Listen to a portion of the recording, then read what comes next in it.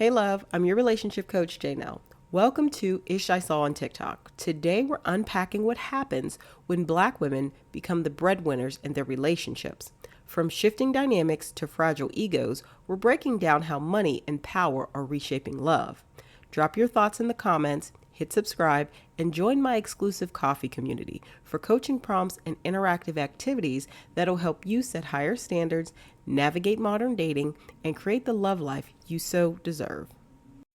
This is something that y'all ain't ready to talk about, but we have to talk about black women being the in increasingly year to year, increasing numbers year to year, are being the ones who are making the most money in the house.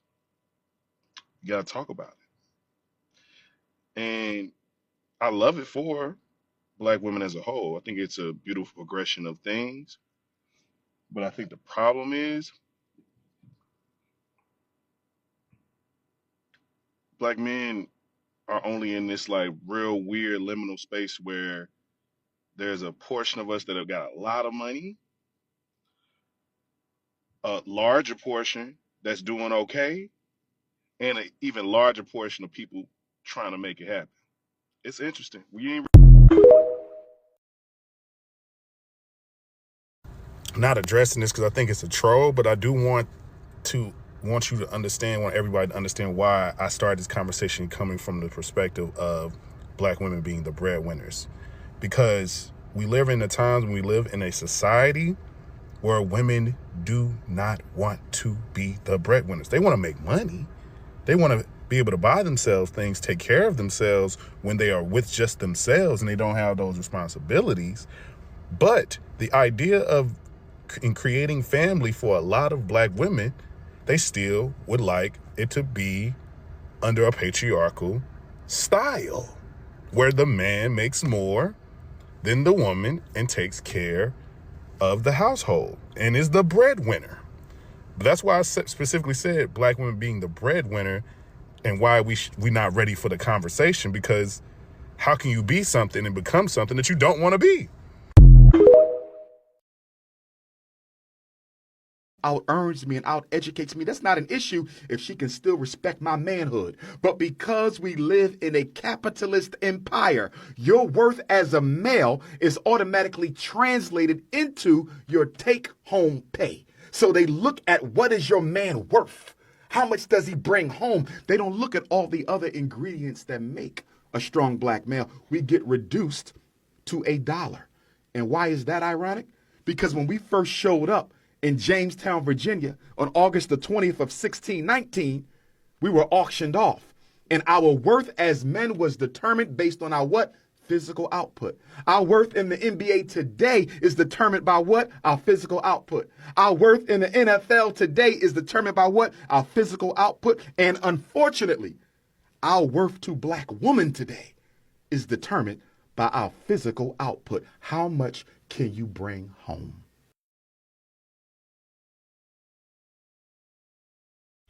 So my wife's a breadwinner, and she's been a breadwinner for a while now. And I'm not here to speak for men being letting their woman be breadwinners now. I'm not here to speak against 50-50 or paying all the bills, none of that. But I'm here to be a cautionary tale to people who think that life just stays one way, even if your plans are for it to stay one way. See, a while ago, I got sick, really sick. In and out the hospital. I used to have these moments where I would get in my car, go to work, and have to come right back. Probably make it about a mile. Some days I even pull in to work and K making in the building. And sometimes I'll be working and have to come home. But I still went to work.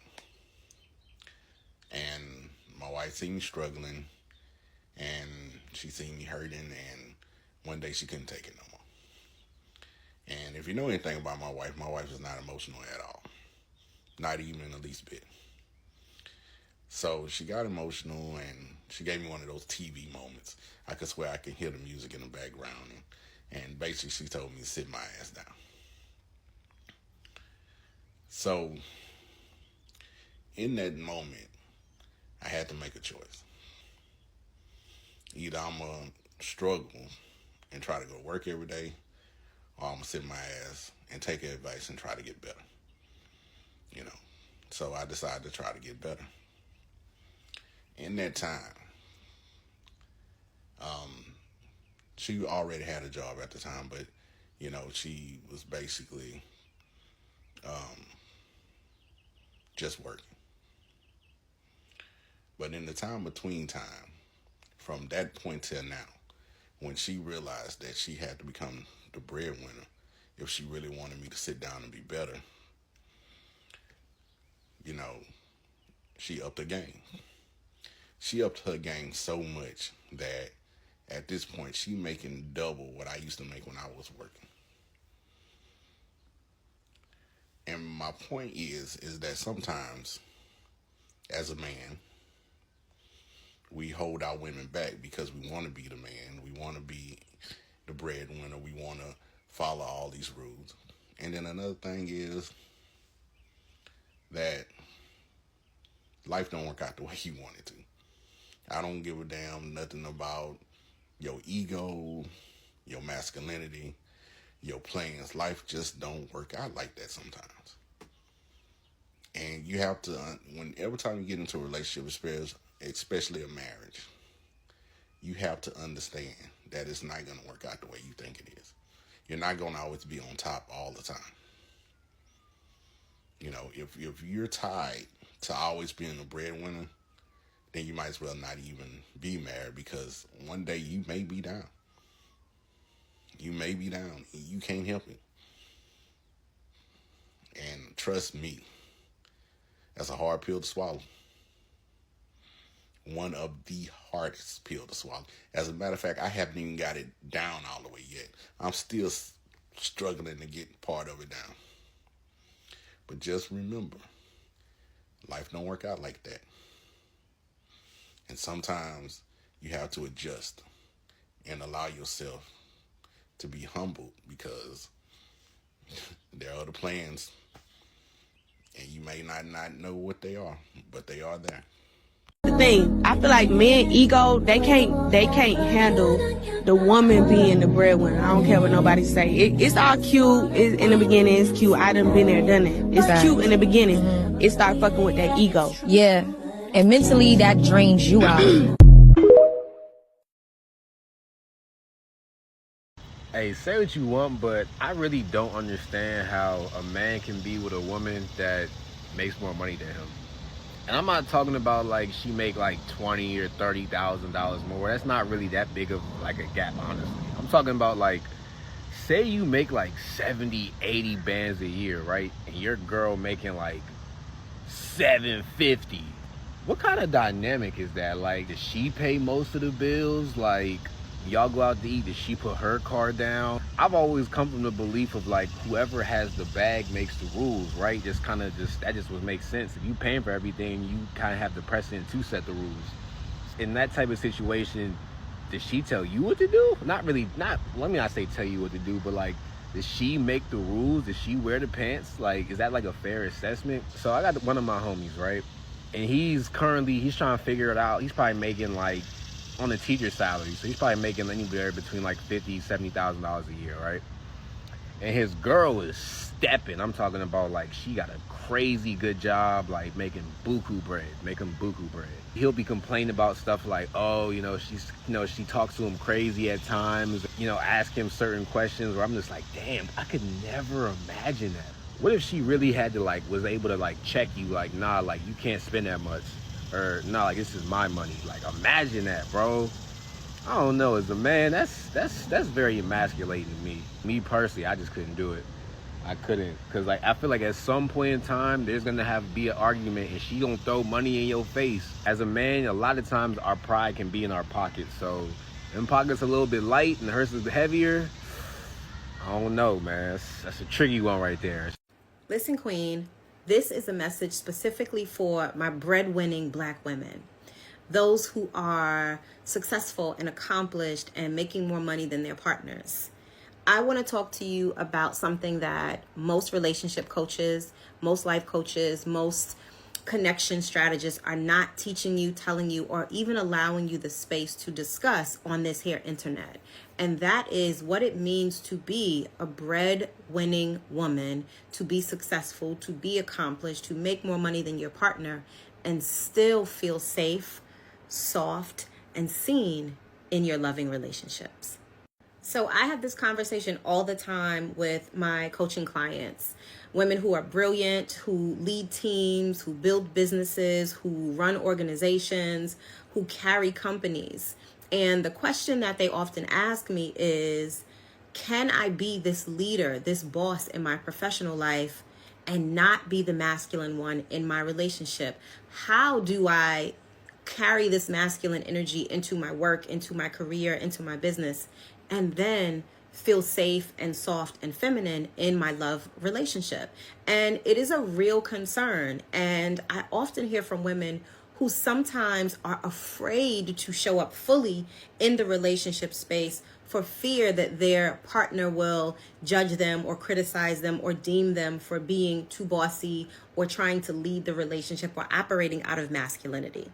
So I really want to unpack this a bit for the women who are carrying this pressure, because there's so much pressure on you, especially if you are an eldest daughter, a first-born daughter in the U.S., right? The daughter of immigrant parents.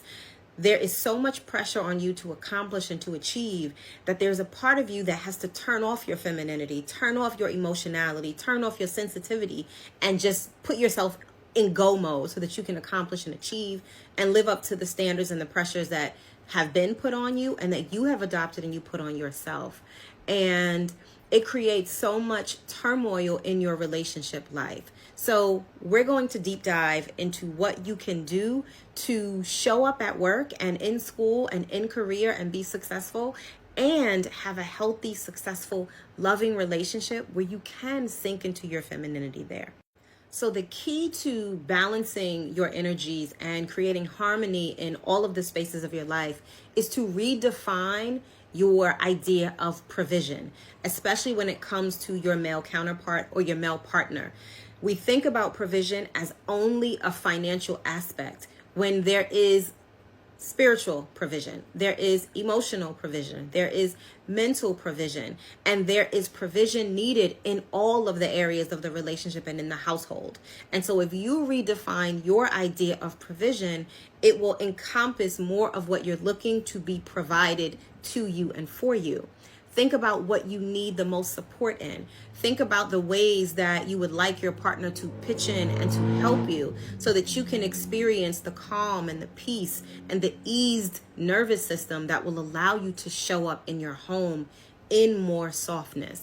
That's really a major aspect that you need to think about. And then identify the things that you want from your partner, the ways that you want him to come in and support you. If you want him to be a spiritual grounding space for you to come home to and really lean into your spiritual practice. If you want him to be an intimate space for you to land in where you are connected and there's touch and there's pleasure in that way. If you want him to be a sounding board, let him know what it is that you need him to provide for you and allow him to show up in those spaces. Because if he is a good partner and he wants to make you happy, he will show up for you and support you and provide for you in those ways. And then you get to reciprocate by asking him what it is that he needs you to provide for him. This way, even if you are the financial breadwinner and provider overall, he still needs to financially contribute, but he brings provision in so many other areas that help you to feel safe, help you to feel soft, help you to feel seen as a woman, and help you to feel supported so that you can lean into your femininity and your softness when you are in the relationship with him. This is what I teach so many of my clients, brilliant, professional, successful black and brown women. And I would love to guide you if this is something that you need help with as well. Let me know what you think down below in the comments, and tap the link in my bio if you'd like more information about coaching with me.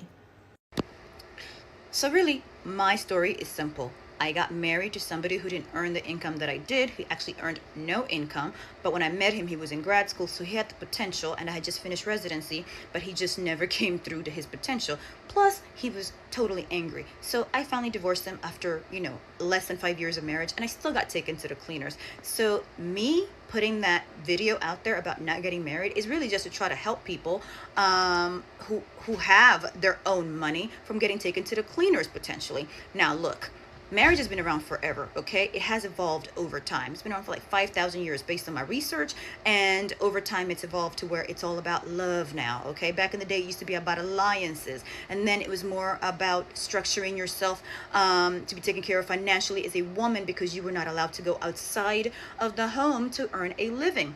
Fine, guess what? Things have changed. We're in 2022 now. Women are highly educated in this country. Women are out there making their own money. Women are starting their own businesses. Women are traveling the world.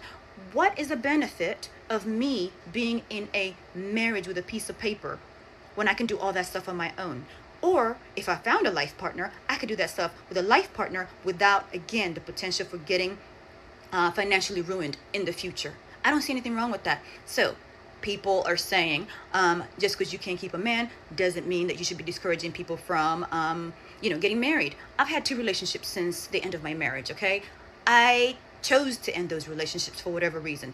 Not a big deal. And can we stop talking about keeping a man in 2022 like it's the freaking creme de la creme of what we should be just aspiring to, of what everything else in life is measured against? Because it isn't, okay? In this day and age, keeping a man is sometimes like keeping another child, to be quite frank. So no, I will not buy into that, and y'all need to stop with all that fucking shaming. Another thing that people are saying is that whole, having a 2-family household and raising children just goes to show you the brainwashing that we have undergone for so many centuries, okay? That we cannot have a life partner, cannot raise kids in a 2-people household without marriage. You can do all that without marriage. And then other people are saying, what about the benefits of marriage? There's all kind of legal paperwork you can sign outside of marriage to get those same benefits that you are getting in marriage, and avoiding all the potential liabilities down the line of a divorce. And lastly, people are saying, well, maybe you picked the wrong partner. You just need to pick somebody whose values align with yours, blah, blah, blah. Absolutely true. I picked the wrong partner. However, the 3 things in life that are inevitable are change, taxes, and death. So you cannot guarantee me that you won't change or your partner won't change and the marriage won't be the same 10 years from now. Black women are making a lot more money for the most part than black men, right? There are a lot of black men who are successful, but for the most part, black women are making the money. So if you can find love, if that man works, at whatever job, and is I couldn't get the whole video of what he was saying here, but basically the gist of what he was saying, that statistically, on average, black women make more money and are more educated than their black male counterparts. And basically what he's saying is that if a woman who is successful and makes a lot of money meets a man who is not successful and makes less money than her, as long as he's like a good person, she should stay with him and like they should be together, even if it means that she's covering 80 or 90% of the bills and he's just chipping in where he can. So just so we're clear, it started off with, I don't understand women expect men to pay the rent or paying you the bills, You need to get up and get your own jobs and have your own money because we don't want gold diggers. Okay, cool. Then it was, you guys have to go 50-50 with us. It's not enough for you to contribute. Everybody needs to do, if you guys want to be equals, you guys care so much about equality, women should be going 50-50 with men. Okay, bet. Now we're at, it's okay if you're paying 80-90% of the bills. Doesn't matter, as long as you got a man at home. That's where we're at now? Wow. Like, it's truly insane to me that black women are the only people who are asked to continuously over and over again to lower their standards. And no matter how much we lower our standards, they still want us to expect even less. Like black women are always expected to accept the scraps. This is my personal opinion. This is not a fact. I'm telling you my personal opinion. I would never, ever, ever be in a long-term relationship with a man who makes even $1 less than me. It's not going to be my thing. It's never going to be my thing. And there's a reason for it. It's not because I'm a money hungry or whatever it is. It's because I've said it one time and time again. Men are not good people. Men are egotistic. And the only thing in this world they care about is money. And if you make even, in my opinion, if I make even $1 more than the man who I'm with, he is going to eventually resent me. It throws off the power struggle. He is never going to accept it, and he is going to hate me for it. Now, I'm still talking about being in the same tax bracket. I'm just a little bit higher than he is. I can't even imagine what it's like to date somebody who can't afford your lifestyle, what kind of person he becomes. Now, moving past that, I'm never going to take advice from Tyler Perry because I've watched his movies. I've watched the shit that he writes. I know what he thinks about black women. I've seen it. I've seen the relationships that he writes. I'm all good on that. It's going to be a pass for me. Now, Tyler Perry, you're 54 and a billionaire and you're still single. Never been married. It must really break your heart that you got all the money in the world and black women still don't want you. It must be really disheartening to work your entire life and reach all these goals and then finally get there and be like, all right, finally I've arrived. And you just come to find out that women didn't like you before. It wasn't because you were poor. It's because they don't like your personality. Women just don't like you. That must hurt. Especially when you see your successful peers like Will Smith and Jay-Z and Swiss Beats and all of them have happy wives. What are they doing different that you're not doing? Black men are having a hard time because they can't compete financially with white men currently because white men out earn them. And they also can't compete in their households because even though currently they are making more than black women, not enough to be considered. The gap in income between a black woman and a black man isn't enough for him to get the label of primary breadwinner for his household. So he's on average. So he's stuck in this place where he feels like he can't compete with the white male because he's making less money. And he also feels like he can't sustain his household because even though he might be making more than his wife, the gap isn't big enough for him to say, I am the primary breadwinner for my family. Marginalized men tend to enact gender displays that are responding to their position of power in relation to other men and women. Perhaps black men are responding to their position within the market economy compared to white men and black women, in which they earn less money than white men and earn more money than black women, but not enough to fully distinguish themselves as the primary breadwinner. Thus, the lower marital satisfaction among black women and the fragile marital satisfaction among black men are perhaps in response to white supremacy and fragile gender boundaries. Let's jump into my favorite part of all of the content I post on YouTube, and that's just my thoughts, where I get to kind of express what I feel about whatever we have read or gone over. So let's get into it. All right, let's jump into this one and some of the themes that came out for me when I was watching these clips, and definitely want to make sure they're conveyed to my audience because this basically speaks to my audience. So number one, the rise of black women breadwinners. So more black women are out earning partners year over year, creating new household dynamics. This is especially true if your partner is a black man. Many still prefer traditional patriarchy at home, man is the provider, despite personal earning power, internal values versus the lived reality. So tensions often come about from being capable but not necessarily wanting to lead financially in family life. This shift forces couples to clarify roles, respect, and definitions of leadership beyond income, and that can be very challenging to do, especially if one has come from a home where that wasn't demonstrated, whether it's a broken home, whether it's a home where the dynamic was different, whatever the case may be, that can be very difficult to do. So the second point that I thought was just really important was male identity, ego, and worth equals paycheck for most men in a capitalistic society, especially, but that's most men, I think, worldwide and globally. So some men feel manhood is measured by take-home pay, echoes of historical value equals output. That is very problematic, as we know. But when a woman earns more, a fragile ego or a man can feel very emasculated based upon narratives can surface about who makes the rules or who wears the big draws is something that was often thrown around in banter in my household when those type of dynamics were discussed. So life happens, illnesses, layoffs, and roles can flip. Humility and adaptability are essential. And I think I want that to be the biggest takeaway for women when you go into dating. Humility and adaptability are essential, and that means of both partners in that relationship. This isn't a one-sided thing. So respect and partnership can't hinge solely on salary, character, and contribution do matter. So money only is probably going to make for a very brittle surface level relationship that may not last through any real challenge. Another point that I wanted to bring out, that redefining provision and partnership is really what's going on today. Provision isn't just financial, spiritual, emotional, mental, logistical. All of those things are support and they all count. They're all provisions. They're all important in a relationship. So breadwinning women can still feel safe, soft, and seen when partners contribute meaningfully across the domains. One of the challenges with this is men don't see value in those things, not nearly as much as financial, because a lot of men have been indoctrinated into a very negative rhetoric that is often online, red pill, or some inkling of such. So practical fixes are to divide labor intentionally. Name what support looks like. Grounding, intimacy, planning, maintenance. Everyone's love language is different, but I know for a lot of women, you've seen it online, what women will call girl porn, is a man cooking dinner, washing dishes, helping with the kids. Like, those are important things. Even if a woman pays more overall, the man should still contribute financially and show up consistently. That division should probably look like percentage of, how earnings are divided, meaning how bills are divided, to make it fair, make it equitable.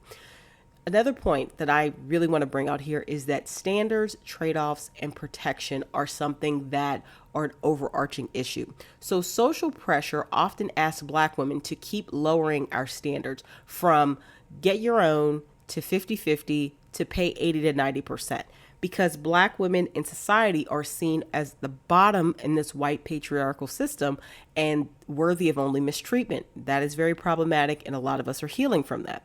So some women opt out of marriage altogether, so marriage skepticism, to protect assets after painful outcomes and divorces. And then value alignment. Values alignment is greater than potential. Choosing partners for character, accountability, and reciprocity prevents resentment. Clear boundaries around money, roles, and respect reduce power struggles and financial weaponization.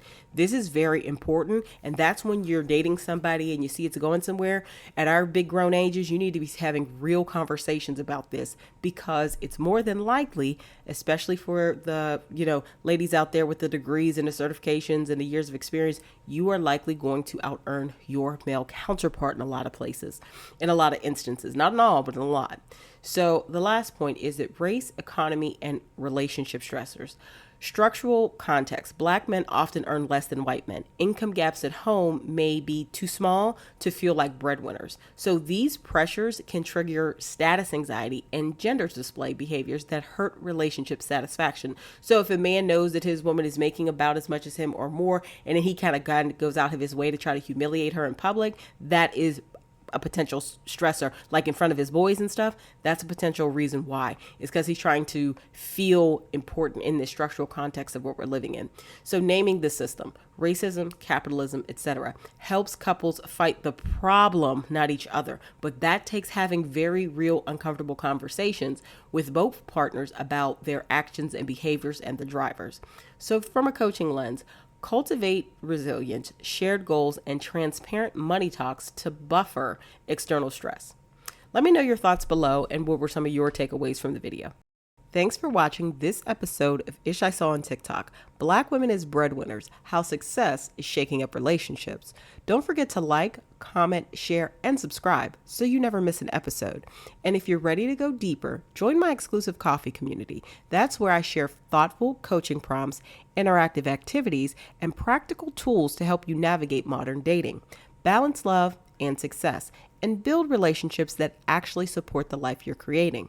If you'd like to work with me one-on-one, the links are right below.